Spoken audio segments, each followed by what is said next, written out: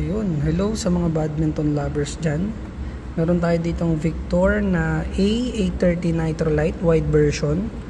So size nito is 9.5. Ayan.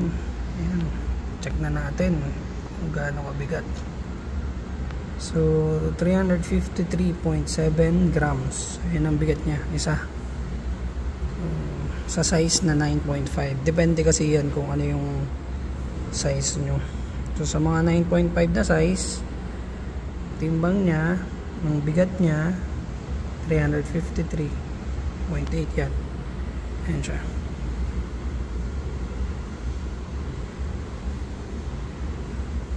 So yun, yun ang pinakabigat ng isang A830 Nitrolite. So yun lang. Ayos.